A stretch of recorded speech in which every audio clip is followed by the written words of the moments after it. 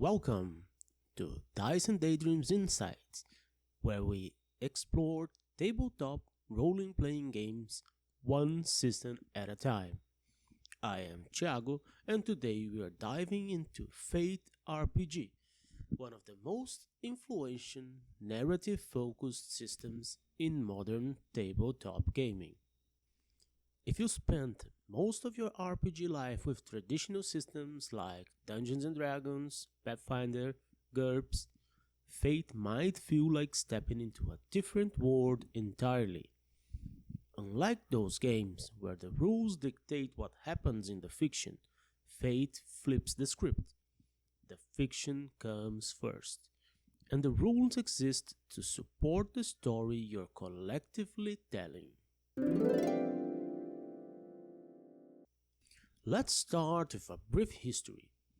Fate evolved from the FUDGE system in the early 2000s.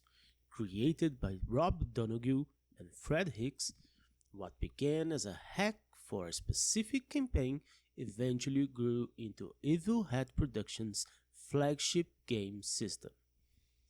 Through multiple iterations, from the original Spirit of the Century to Fate Core and Fate Accelerated, the system has maintained its core philosophy: collaborative storytelling where characters are defined as much by their flaws as their strengths. At its heart, Fate revolves around four simple actions that characters can take: overcome, create advantage, attack, and defend. Let me walk you through each one. Overcome is used whenever your character faces an obstacle or challenge. Think of picking a lock, jumping across a chasm, or convincing a guard to let you pass. Create advantage involves setting up beneficial situations or discovering aspects that already exist. This might be noticing weaknesses in an enemy's armor or taking time to aim carefully before shooting. Attack.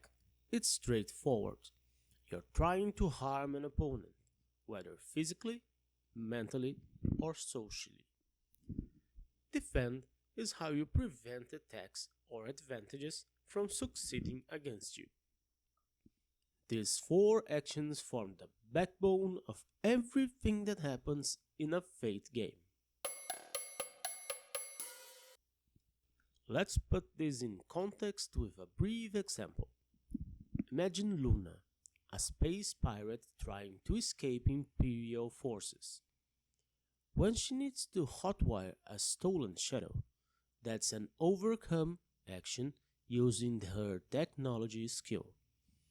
When she takes evasive maneuvers to use a nearby asteroids to block the Empire's line of sight, that's creating an advantage. If she decides to turn and fire her weapons at the pursuing ship, that's an attack. And when enemy lasers come screaming towards her shuttle, she will need to defend.